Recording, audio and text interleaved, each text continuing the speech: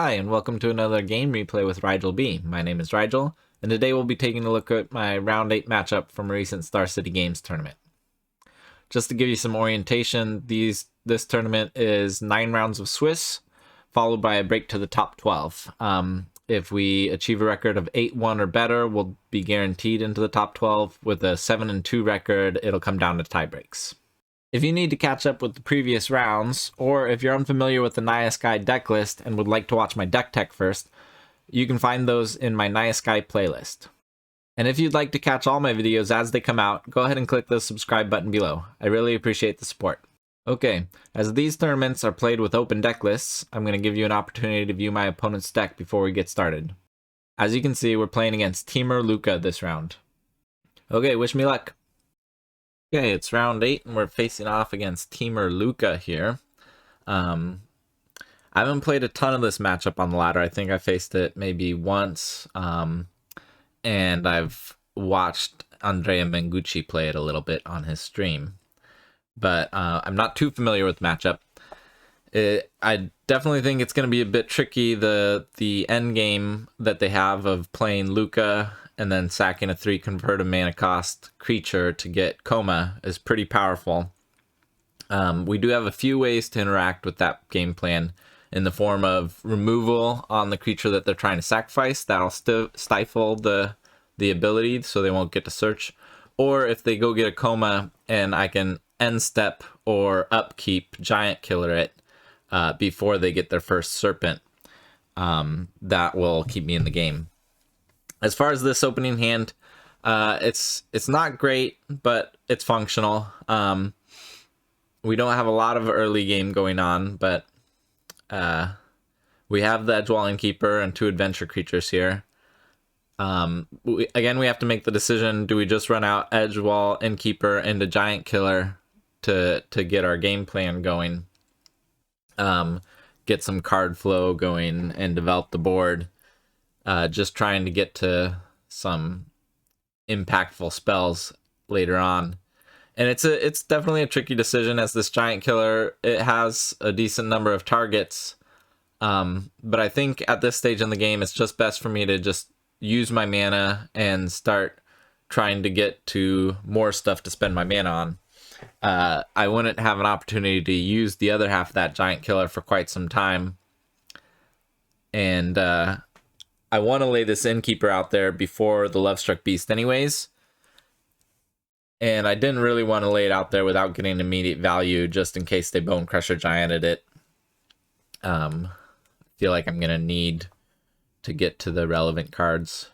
But we have a pretty decently aggressive start going, but our hand at this point looks pretty anemic. We definitely need to draw something relevant to keep it going. But so far so good. Okay, so they lay out a Llanowar Visionary here, and that's a little bit threatening in that as early as next turn they could play a Lukka, sacrifice it to go get a Coma, and I've continued to draw land, so that's not very helpful. So I think this turn I'm definitely going to leave up that Giant Killer, and you see me put the stop in their upkeep there. I'm going to tap down their Llanowar Visionary during their upkeep so that they don't have enough mana to cast Lukka this next turn. And I'm going to go ahead and fetch right now. It's not too relevant, but I'm playing this Tangled Florahedron, and I plan on using the Giant Killer next turn. If I wait until the upkeep to crack Fabled Passage, maybe they use some removal or something on the Giant Killer, and I don't get to use it. They wouldn't get to Lukka then, but they would have access to more mana. They could do like a Bone Crusher Giant into a 3-drop in that situation. So crack the Fabled Passage main phase. Just get ready to do what I'm doing. Okay, so we've delayed the threat of Lukka for a turn, and we still have a pretty impressive board, but without much going on behind it, I don't think I think it's too easy for them to stabilize this board Like, if they just have a land and a Love-Struck Beast of their own, they can go Heart's Desire, Love-Struck Beast, and all of a sudden I don't really have any offense. So I definitely need something else to go on. Yeah, I'm not really sure who's favored in this matchup. I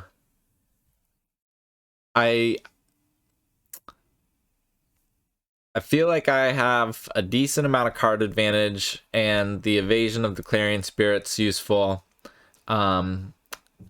And the fact that I do have interaction that can deal with the coma or interact with the Lukka minus trigger. I feel like that's pretty decent for me, but it's still, my cards have to line up that way in order for it to actually work. Okay, so they were able to deal with 2 of my creatures there with a Shatter Skull Smashing. So now I have to decide about my attacking. Am I going to leave up Giant Killer or just bring back Gigantha, or do both and not lay the Clarion Spirit? Next turn they can lay a land and have mana for Lukka regardless.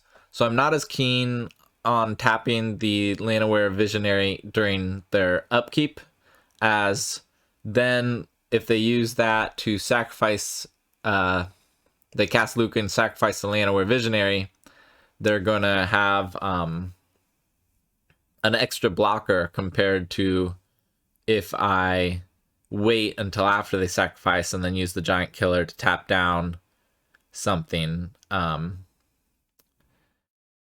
It would deny them an extra mana. Our attack here brings them down to 5. And so I think it's useful to get this Clarion Spirit out there, as there are situations where we might be able to come up with a lethal attack. Maybe the Clarion Spirit doesn't really play into that. If I can tap down all their blockers between their turn and my turn, the Love-Struck Beast will be lethal on its own. But if I can't, it's still possible that they'll have to chump block the Love-Struck Beast, and I'll get in with the rest of the creatures or something like that, which could set up a lethal the following turn, possibly. So yeah, here I'm deciding between bringing back this Gigantha or leaving up Giant Killer, and I think it's useful to leave up the Giant Killer. I'm also debating whether or not I'm going to tap that Visionary during their upkeep, just on the off chance that they don't have a land to play. But in the end, with so many cards in their hand, I think it's pretty likely that they have a land, and they just used their Shatter Skull Smashing as a spell. Another indication that they probably have a land to play if they have Lukka. So yeah, I go ahead and wait.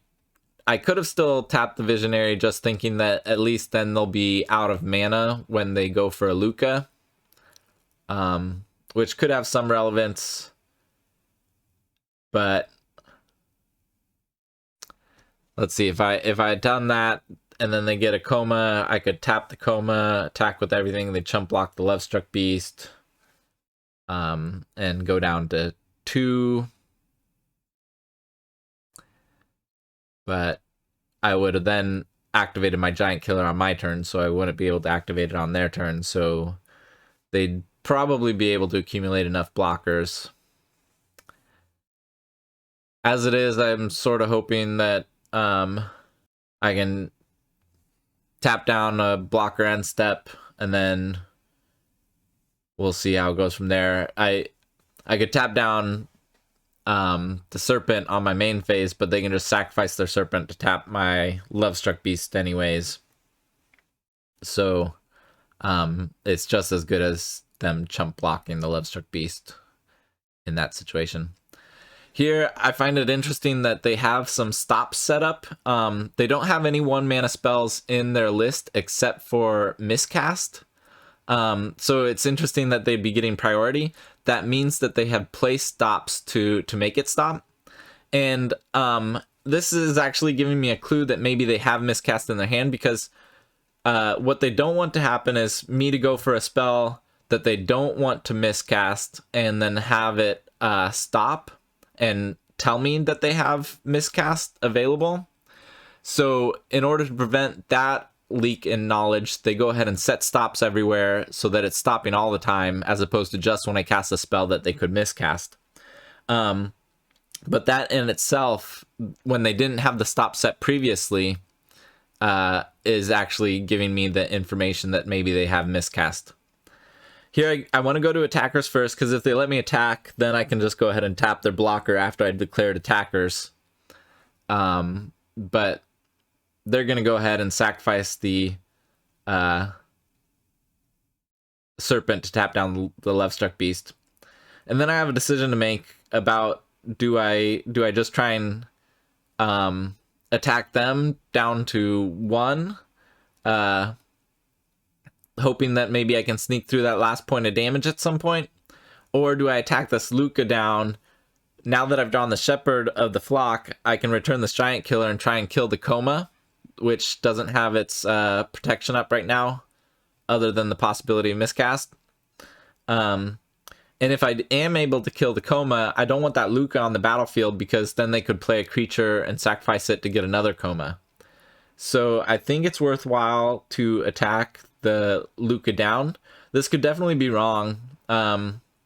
It's possible that I should just be attacking them with everything to get them down to 1 here. And then, and I have the decision to make about how to use the Shepherd of the Flock with the Giant Killer to try and kill this Coma.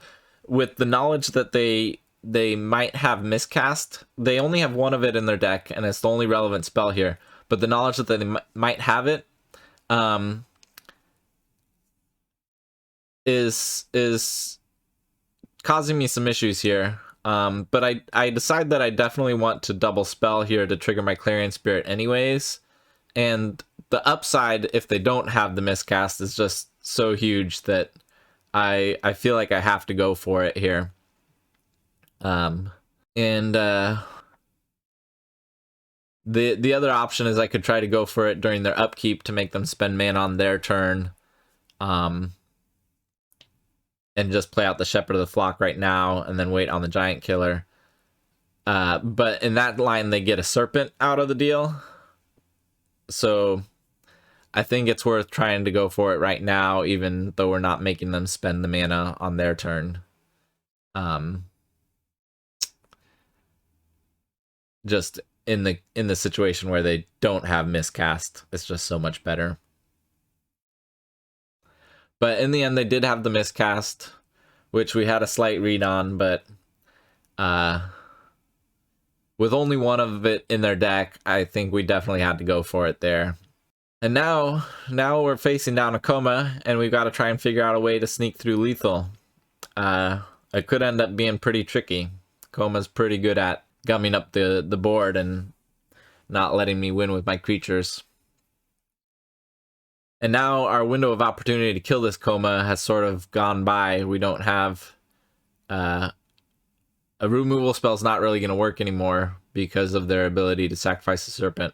2 Innkeepers. Hopefully they don't have adventure creatures to go alongside. But it at least gives them a lot of blockers, which is pretty annoying for me. Showdown on the Squalds, that's an excellent draw for me, as I really needed some more stuff to do. Here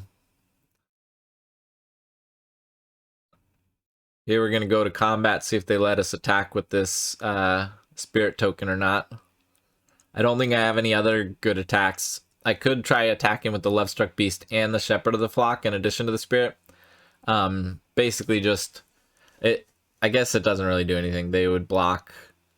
They could block Coma on Love-Struck Beast and then Serpent on the Shepherd of the Flock. It does take down 1 of their Serpents, which might be relevant later.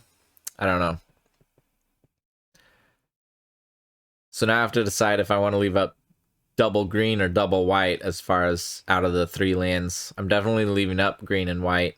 But as far as what spells I'm going to want to cast, I think it's less likely that I'm going to want to use double white. Just because I have a lot of green 1-drops. So,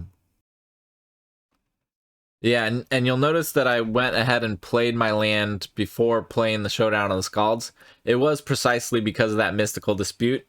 I was thinking that, okay, they also had 1 Mystical Dispute in their list, and I wanted to make sure that my Showdown of the Scalds resolved, so you don't normally play your land before playing your Showdown of the Scalds, but I did it there just to play around Mystical Dispute, which paid off. They went ahead and used the Dispute anyways to tap me out, make sure I couldn't cast anything else this turn. I don't know how relevant that is for them. They could have just used the Dispute on whatever I cast off of the Showdown of the Scalds if I found something to cast. Here they find another Lukka, which is actually pretty annoying for me, as I had a pathway to victory in assembling an Air Force, such that they couldn't just keep on sacrificing serpents to tap down, because I was going to be able to make a lot of spirits really quickly. But now that they have a Lukka, they actually threaten my life total too, because that Lukka can ultimate to basically kill me in one shot. It needs to do -7 to ultimate. And so now I really have to try to kill them before that happens, or slow down the Lukka ultimate somehow. And both of those are going to be pretty difficult tasks, given that they can use this Coma to tap down my attackers. So we lead with the Clarion Spirit. That's always going to maximize the number of spirit tokens that we get. Now here, I decided to grow the spirit token, just making it a lethal attacker on its own. It's possible that maybe I should be growing my Lovestruck Beast so that it can attack and at least force a trade with a serpent. If they block with Coma, they'd have to sacrifice a serpent to keep their Coma alive. So it's possible I should put a token or a counter on that Lovestruck Beast so that I can attack with it as well. Trading Lovestruck Beast for a serpent isn't great, but every serpent of theirs counts, especially considering that this Lukka could ultimate soon, and I need to keep them below 20 power in order for me to have in order for me to avoid it being lethal. So yeah, it's possible I should have put one of those counters over on the Lovestruck Beast and made an attack with it this turn. So that might have been a slight mistake. As it is, we got to look at whether or not we can get a lethal attack in. So we have 10 attackers right now, and they have 7 blockers. So if nothing changed, we would have a lethal attack, but they're obviously going to get a serpent during our upkeep, and they have 2 more creatures up there that they can cast. So there's no way that we can alpha strike this next turn to get lethal. They're going to have enough blockers. In which case, there's no good alpha attack, because I would just lose a lot of creatures. Okay, the Sakroan War, that's pretty annoying too, as it's going to take one of my flyers, so they don't have to sacrifice as many serpents now. Which, again, is just going to make it much more difficult for me to survive the Lukka ultimate.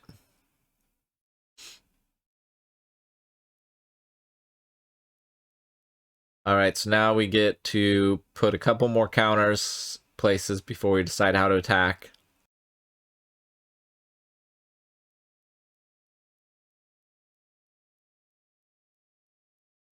And here I continue to put the counters on my flyers. I decide to put one on the Lovestruck Beast, just so that it can make that play that I talked about last time, where the Coma can't block it for free now. The Lovestruck Beast can at least trade with a Serpent token. And given that they have this Lukka ultimate coming, I think it's pretty important to try to trade as many of the creatures as I can. Which admittedly is not a lot of creatures, but we're going to see what we can do. And here, as far as the mana that I've left up white and red. I should be putting some stops in everywhere in order to, if I can represent a Kabira takedown or a giant killer or a bone crusher giant that has the possibility of taking them off of a lethal Lukka ultimate, I should definitely be representing that. So I should have some stop set, making sure that they could think that I have something instant speed in hand. So that's a mistake for me there. It's a tricky thing to try and pay attention to, but in competitive play, you definitely need to know when you need to set some stops and represent things. Otherwise, the arena client just gives away too much information to your opponent. And here I make the attack both on Lukka. I could just as easily put the left struck beast going to their face, as with it being a lethal attack, they're going to have to block it anyways. I mean, with me attacking Lukka, they're also going to block it.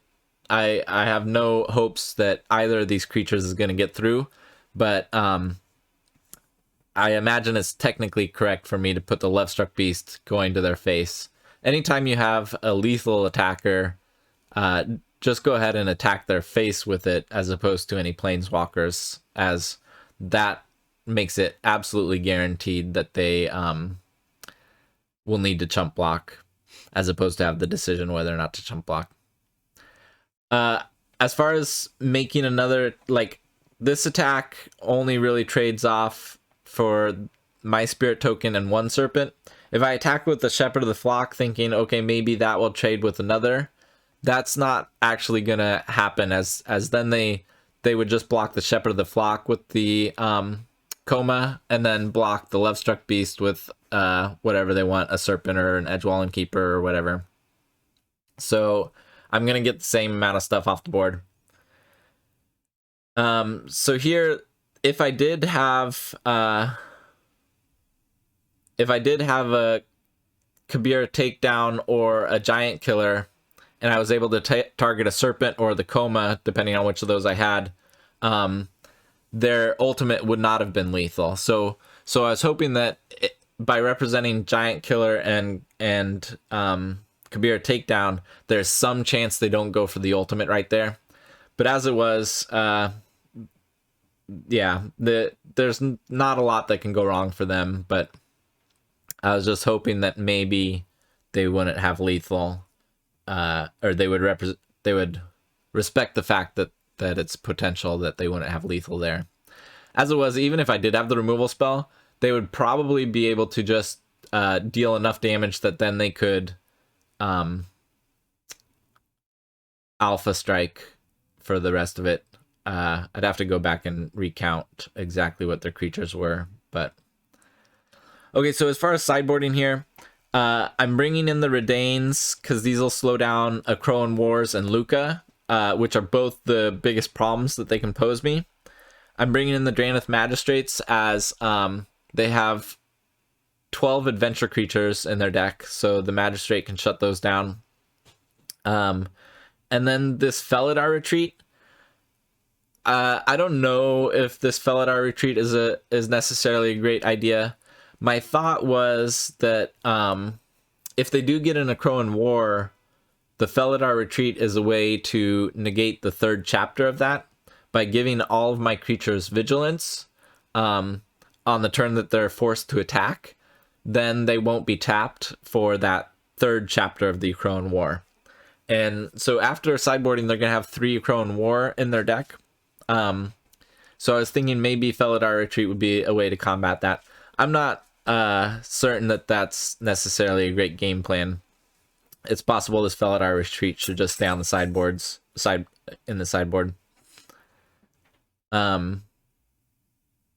As far as other cards, I cut a couple of the Tangled Florahedron. I don't think that that's necessarily correct. I think I want to have access to that mana ramp and the mana sources in general. Yeah, it's the mana ramp is just going to allow me to flood the board that much faster. I think maybe cutting a Toski would have been an idea. I cut a couple of Lovestruck Beast. I'm also not sure about that. It was pretty difficult for me to figure out what to cut. It is a bit of a tempo matchup and so cutting some of those 4-drop card advantage cards can work. But I also wanted I wanted all the card draw to try and I'm trying to disrupt their game plan, and part of how I can disrupt it, in addition to the Draneth Magistrates and the Redanes, is having removal available. Like if I have a giant killer that can deal with their coma right when it comes down before they get a serpent, that's going to be really useful. If I have a Kabira takedown or a Bone Crusher Giant that can kill the creature that they're targeting with the -2 on Lukka, that will fizzle the Lukka's ability. So that's a valid game plan. This opening hand, it's not the best, but it's also not the worst. I decided to go ahead and lead with the Edgewall Innkeeper and then leave up the Shepherd of the Flock, with the idea being that maybe they'll go for a Bone Crusher Giant that I can counter with my Shepherd of the Flock, and then on some later part of the game, I'll go ahead and relay the Innkeeper into the Flock to draw the card. So I'm trying to net some card advantage here. My hand does not have a lot going on, and so if I can net a full extra card like a Bone Crusher Giant out of this Shepherd of the Flock, and then draw another card off of playing my Edgewall Innkeeper into Shepherd of the Flock, then maybe I'll be able to get some action going. So that's the line that I'm going for here. And my opponent correctly waits until my upkeep to use it, respecting the fact that I could have Shepherd of the Flock. They want to make me use my mana on my turn. So that was well done by them. And it's paying off for them, as I had to tap my white mana on my turn. If I hadn't had to tap my white mana on my turn and I had tapped it on their turn instead, then this turn I'd be going Edgewall Innkeeper into Shepherd of the Flock right away. So they definitely did give me a bit of a road bump there. So now I have to decide, is it worthwhile to run out this Edgewall Innkeeper all by itself just to have access to more mana next turn? And I don't think it is. With how little I have going on, I definitely need to get the draw off of this Shepherd of the Flock. Try and get something going. Now I draw a Redane, and it's possible that my game plan here should change. I could go Redane into Draneth Magistrate, or something like that, and that would play much better in the world in which they have an Akron War in their hand, as it would slow down that Akron War. If they have something like a Fire Prophecy, I'm not sure that I want to run that Redane out when they can use that, but in general, it's I didn't necessarily need to get this card draw trigger off of the Edgewall Innkeeper right away. And in fact, the longer that I wait, the more likely it is I could have multiple adventure creatures that I could cast in one turn. So if they were tapped out, then I could get even more draws off of the Edgewall Innkeeper. As it is, they go for a Bone Crusher Giant on the Sentinel in order to prevent me from having as much mana this turn, which is a little bit interesting. Normally, I would think that Bone Crusher would be aimed at the Edgewall Innkeeper, so they must have another answer for the Innkeeper, is my deduction here. But yeah, so I had some options there, and it's possible that I took the wrong one. I was thinking that maybe I'd be providing a little bit more pressure and digging through to find more interactive spells, but maybe I should have just gone with Redane into Draneth Magistrate there. Or vice versa, maybe Magistrate into Redane. I think I'd lead with the Redane in the world that they do have a Bone Crusher Giant for my Just Bear Sentinel. It's the more relevant creature to have out there that turn. Though, there's arguments. So here they did have the Akron War, and they get to steal my innkeeper, which is pretty brutal because we know that they have that adventure there. I do have this Granite Magistrate that's gonna prevent them from casting the one in exile, but it's that a Crone War is also just gonna trade for the 2 creatures I have on the board eventually.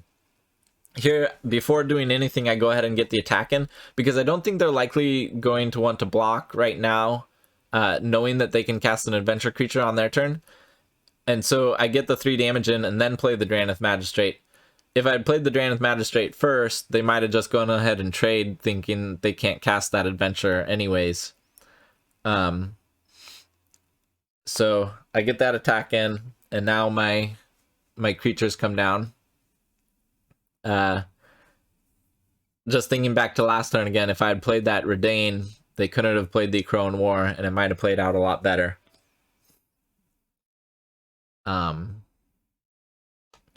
But as it is, the Crone War is not doing terribly much. It is killing my Shepherd of the Flock and the Innkeeper, but now these 2 creatures that I played out are both lower power than toughness, so they're not going to die on the 3rd chapter. Here they have a 2nd Innkeeper. Hopefully they don't have an adventure creature in hand. That would be pretty annoying.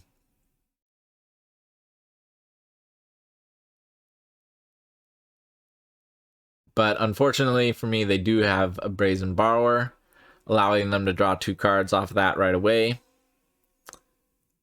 I draw a Clarion Spirit. This is a pretty excellent draw, as it's going to allow me to start assembling an Air Force. So the only problem with it is that it now is incentivizing me to play the takedown on my main phase, and I don't necessarily know what I want to use it on.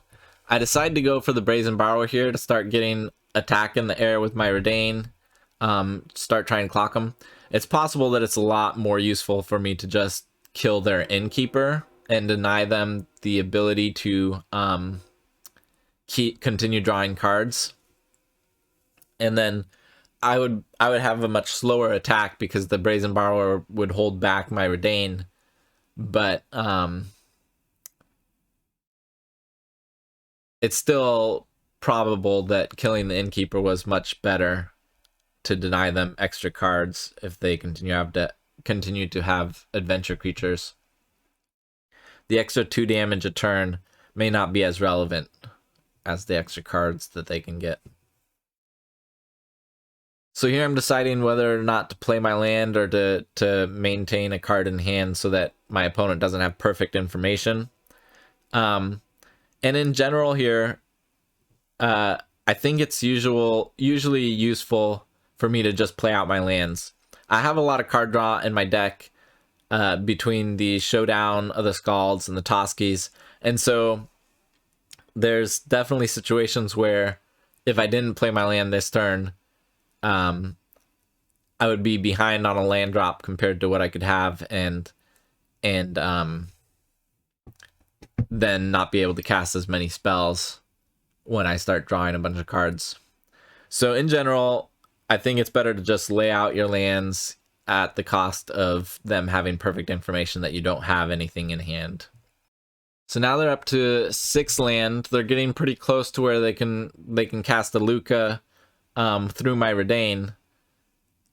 They go ahead and use a Soul Seer on the Drannith Magistrate. That must have been a difficult decision for them, but they wanted to play this Bone Crusher Giant out and start drawing cards. But with my Clarion Spirit and my Redain, those are both relevant spells that are out there.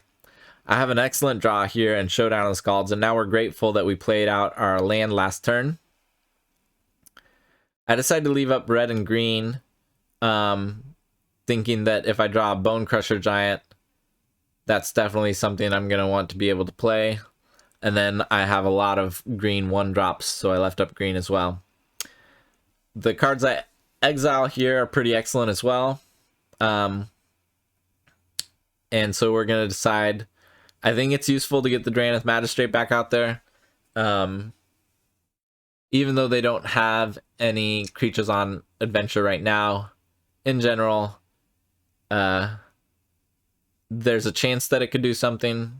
and I don't need to play out the Clarion Spirit this turn, as I can just make it the first spell that I play next turn and still get the trigger off of it. So we play Heart's Desire and Draineth Magistrate to use all of our mana and get in the air there.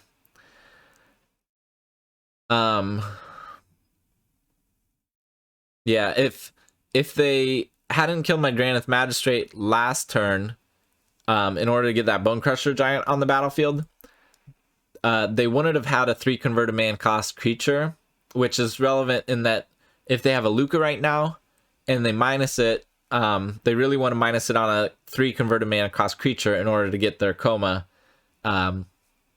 Whereas minusing it on a 1-drop, they could get any number of creatures. But even in this situation here, if they just go Lukka and then minus on their Bone Crusher Giant to get coma, the coma is going to give them a blocker in my upkeep, so they'll have 3 creatures. And maybe I'd be able to race it with my flyers, with the Clarion Spirit coming out. I mean, coma's not a very easy creature to race, but it might have been possible if they had that. As it is, they just lay out another Brazen Borrower. They don't get to use the other side of it because of my Draineth Magistrate. So they just lay it out to draw a card and give them a flying blocker. They're just trying to buy some turns. Here I go ahead and just grow my Redain.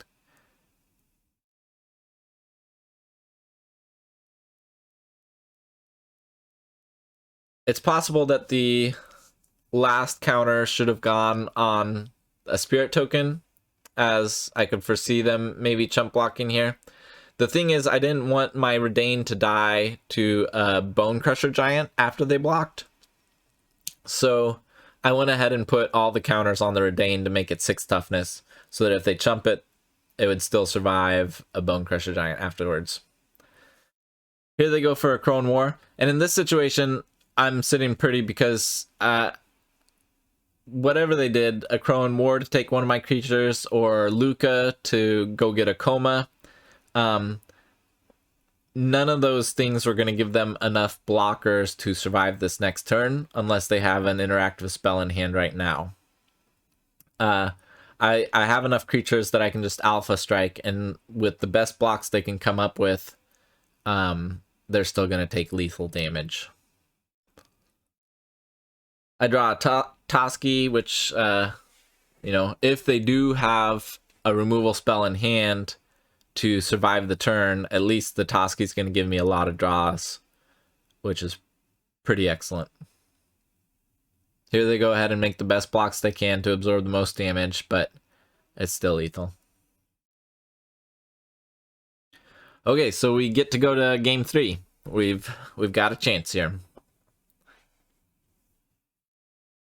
Sideboarding, I don't think that there's anything that we necessarily need to change. If I had it to do over again, maybe I'd have the Showdown of the Scalds in instead of the Felidar Retreat. And let's see, the Tangled Florahedron, I don't know what I would want it for. Maybe +1 Tangled Florahedron, -1 Toski, or -1 Lovestruck Beast. I don't know. The Lovestruck Beast, it can be good for pressuring them, but they have their own Lovestruck Beasts that can block it, and they have Brazen Borrowers and Bone Crusher Giants, which can deal with 1/1s, so there's a chance that it couldn't attack. It's not too likely. I have a lot of 1/1s, and I have a lot of other targets for their removal that they're going to want to use it on. So I think it's fairly likely it can keep attacking. And I do like keeping my adventure creatures higher. I don't necessarily want to cut them and make my Edgewalling Keeper worse.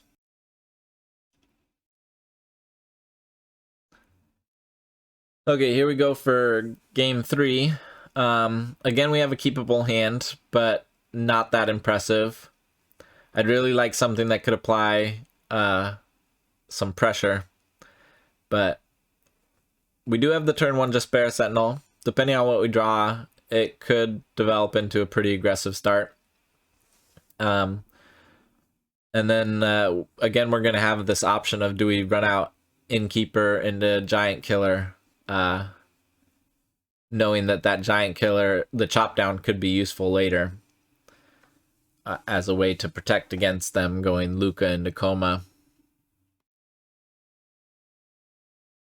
Having drawn another land, I think it's worthwhile to just try and start drawing some cards here.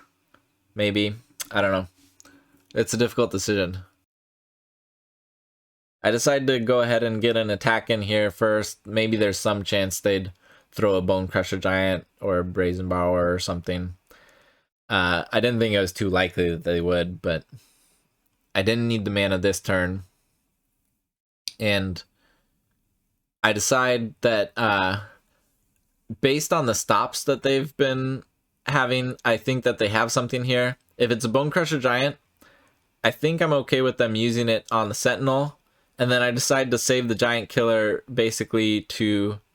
Because if they did have a Bone Crusher Giant, I thought there was a high likelihood that they would just play it on their turn 3. And so I'm going to get to be able to use this Giant Killer right away on turn 3. So I decide that it's worthwhile to just wait on it and not draw the cards right away. Instead, I go ahead and play a tap land, deck thin, try to make it less likely that I keep drawing lands. And then I'll get the draw off of this Giant Killer later. So this turn, I'll just go ahead and use the Giant Killer to kill the Bone Crusher Giant.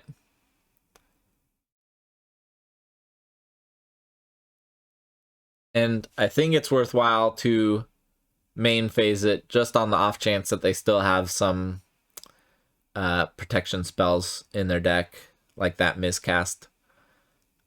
I don't know how likely it is that they still have it, but we'll just go ahead and main phase it. And hopefully that isn't the play that ends up costing us, because that Giant Killer is my protection against Lukka into Coma. But I really need to start drawing some cards here. I can't just sit forever. I need to play the Innkeeper into the Giant Killer, so I think it was worthwhile to go ahead and use it. Here I draw another adventure creature. And so I have a decision between, I could go Innkeeper into Lovestruck Beast, just playing out the 5/5 without playing the Heart's Desire. Or I could go Edgewall Innkeeper into Giant Killer, playing the Heart's Desire still. And there's a chance that maybe I draw something else I want to play off of the Giant Killer here. Drawing a Showdown on Scalds, that's pretty excellent, as my hand was really lacking on action, and so that it's going to give me a lot to work with there. As it was, I had to play out a Second Forest that turn in order to play the Heart's Desire, so I couldn't crack my Fabled Passage yet. And it's looking a little awkward that I don't have a red source out there. There was one turn where I played the Needle Verge Pathway on a white source instead of a red source, and that was just thinking that there was a chance I was going to need access to double white on the future turns, because I had that Giant Killer in exile. And here they go for a Visionary, which is, it's a little bit scary because it means that they could get to that Lukka next turn.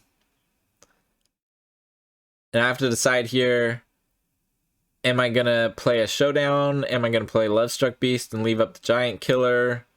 Am I going to play the Lovestruck Beast and leave up mana?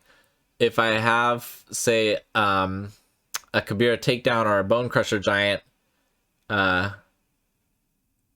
could potentially interact with them. Though I wouldn't be able to kill the Lovestruck Beast with either of those, so they could still go Lukka and then sacrifice the Lovestruck Beast. So leaving up that interaction isn't necessarily going to convince them to not go for it if they have it. Here I decide to leave up red and green, thinking that I would want to play green spells or Bone Crusher Giant, but I think that was a mistake. I think I definitely should have left up white and red as opposed to green and red. And maybe I shouldn't have played the Lovestruck Beast at all. Maybe I should have just gone for the Showdown on the Scalds right away. Yeah. I think that in hindsight, I probably should have just gone for the Showdown on the Scalds, but in general, Showdown on the Scalds is better the more lands you have in play already.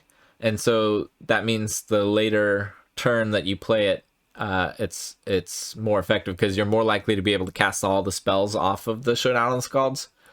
But I think what I did here was 2 mana inefficient. It was nice in that the Lovestruck Beast can trade with their Lovestruck Beast here. At least I'm not taking a big hit from it. But maybe it would have been better for me to just Showdown on Scalds and try to get to some more relevant spells. The other advantage of playing the Lovestruck Beast that turn is that my Edgewall Innkeeper could die at any moment, so it guarantees that I get that value, which is part of the reason I went for it. I probably should have just left up white and red, though. If I'd left up white and red, then I could have used the rest of my mana that turn, either by tapping down one of their creatures or by playing out this Clarion Spirit. Or if I had drawn a takedown, or there were a lot of ways that I could have ended up using my mana if I had tapped better.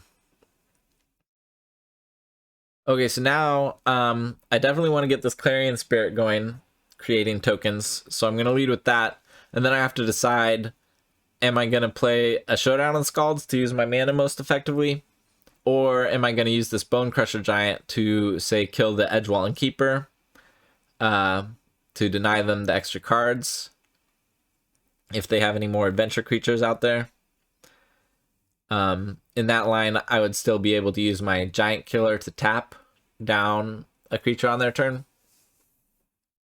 I decide that it's finally time for me to go for the Showdown on the Scalds. They haven't laid a Lukka yet, which is good for me. And I'd really like to be able to get a Redain out there. In the off chance that they don't have land drops, the Redain will prevent them from top decking a Lukka and playing it. So I go for Showdown on the Scalds. And we hit 4 spells. So it's useful that we have as much mana in play as we do. We're probably not going to be able to play all this. A Crone War here is really good for them. As I'm not in the situation where I have a lot of creatures that are going to survive the Crone War right now.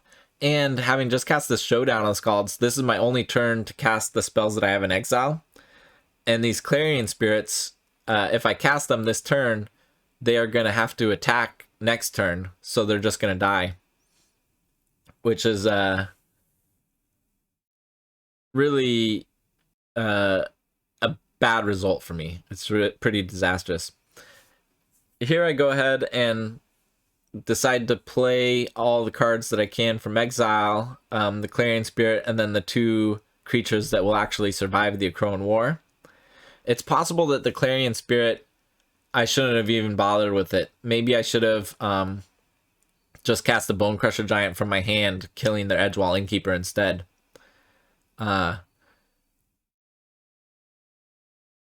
It's unclear. Yeah. Just given that the Clarion Spirit's going to die anyways to the Crone War, and that Edgewall Innkeeper represents the possibility of them drawing cards. They can't cast the Brazen Borrower that's in exile right now because of my Drannith Magistrate, so that's useful. But if they have more adventure creatures in hand, they're going to continue drawing cards. And this Edgewall Innkeeper that I've just let sit out there for turn after turn, it's netting them a lot of cards. So looking back on things, maybe I should have just used that Bone Crusher Giant on an inefficient turn earlier to just kill that Edgewall Innkeeper, and it might have changed this game significantly. Okay, so we have another chapter of the Showdown Scald, so we're going to want to cast as many things as we can. And we're going to want to put the counters on creatures that are going to survive the third chapter of the Crone War. So that's anything that has higher toughness than power. So here we go ahead and cast the Despair Sentinel into the Showdown Scalds. Maybe I should have done that in the other order. I guess it depends on whether or not I wanted to counter on Despair Sentinel, which I don't think that that's too relevant. So maybe I should have led with Showdown of the Scalds there. I made a bit of a mistake. We are at the point where the clock, both of us are reaching the point where, depending on how this game plays out, the clock could become very relevant. So maybe we're playing a little bit faster than we would have otherwise and making some sequencing mistakes. Showdown exiles a couple of things. I play the Despair Sentinel, and now I have a decision how I want to handle this. I could use the Giant Killer and my last 2 mana to tap down anything that I didn't want to have to attack with. Or I could just make the attack, wait for their blocks to happen, and then I could use a takedown to kill one of their creatures. Namely, whichever one blocks the Drannith Magistrate, probably. So we'll see how they block. Another idea is that I don't use Kabir Takedown and I just wait for their turn, thinking that the takedown protects me from Lukka, which they could only have if they go land into Lukka because of my Redain out there. I think it's relevant to just go ahead and save my Drannith Magistrate. So, and this was all exposed to them, so it's possible that they could have made some other blocks, but because they ended up blocking some creatures that were going to die to the third chapter of a Crone War anyways. Okay, so the Crone War went off and we lost some of our creatures, but we still have a decent number of creatures. I went ahead and put a counter on Despair Sentinel. I don't know if that's right. I was thinking that the Giant Killer and the Drannith Magistrate, those were both options for me to put the counter on. But with the Crone War going off, there's a chance that on their turn they would want to finish off one of those creatures with a Bone Crusher Giant. And so any counter that I would have put on one of those, if they had killed it, would have been wasted. Here they have another Crone War, taking my Redain. That's pretty bad for me. The third chapter doesn't look to be too relevant on my board here, but the fact that they got to take my 6/7 Vigilance, and that's pretty disastrous for me. So now I have a decision. Do I want to finally use this Bone Crusher Giant to kill the Edgewall Innkeeper? Do I want to run out another Redain, knowing that I'll likely get that one back and then I have to sacrifice one of them? But having the Redain out there would prevent them from playing Lukka in the world in which they don't have a land. So it's possible that I should be running out this other Redain. Here again, I have to decide where I want to put these counters. And I'm not too clear on where I should be putting them, as you can tell. In general, I like to grow Toski, as it's going to have to attack every turn. If I can get it big enough that any block they make is a chump block, that's pretty useful. But so yeah, in hindsight, I think I probably should play out this Redain. I was just sort of hoping that they didn't have Lukka and that I'd just get that Redain back. But I think I should have played it out. As it is, they had a land and so it wouldn't have mattered anyways. They could still cast Lukka if they have it.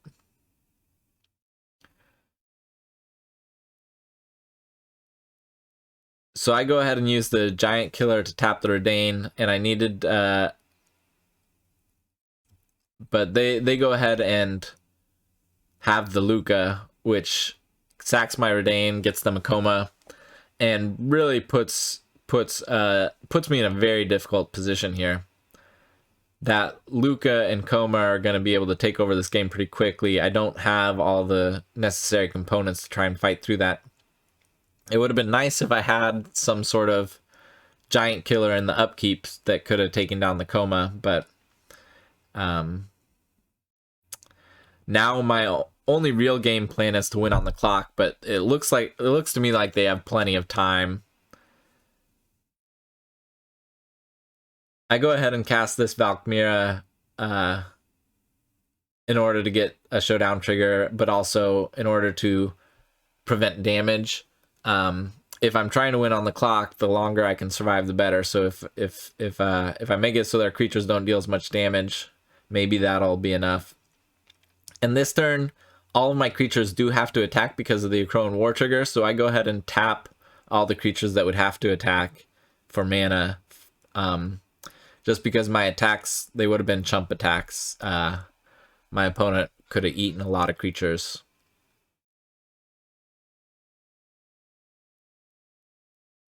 The Lukka still has to attack. They get a free block on it. And now we're definitely in a very difficult situation here.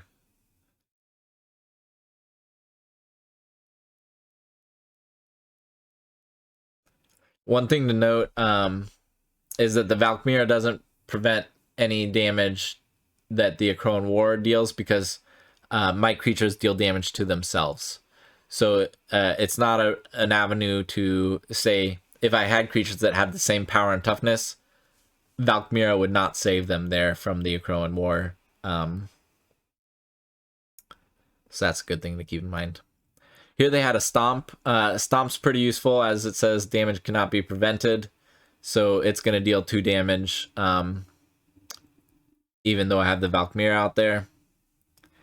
And so now they get an attack in here that's going to deal some damage. I decide the best block here is to just eat a Serpent. You never know when it's going to be relevant.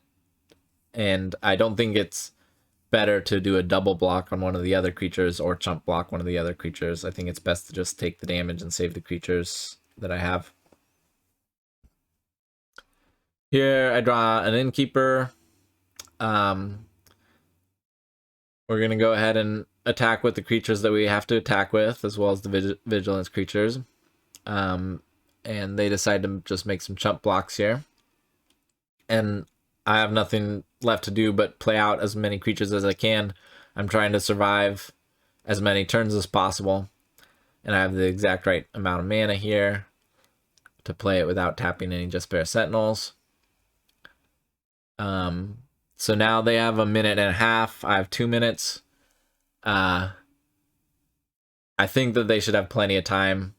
And especially with this Akroan War, stealing my most relevant creature. Here, because I'm just hitting the spacebar too quickly, I accidentally passed through blockers. I wanted to block the Jesper Sentinel on the Brazen Borrower. The attack they made was a chump attack because I have this Valkyria out there. I had a free block with the Jesper Sentinel, but I didn't think that they were going to attack, and I was just clicking the spacebar. And I accidentally clicked it one too many times. I thought it was actually more likely that they would Alpha Strike or something like that, but as it is, now they get to Alpha Strike, and I line up the best blocks that I can, but there's no way for me to survive this alpha attack, and they had plenty of time to get the win. So yeah, they got me, and we pick up our first loss on the tournament. That's too bad, but next round we still have a chance to make the top 12. If you've made it this far, thank you so much for watching, and I really hope that you'll join me for the next round.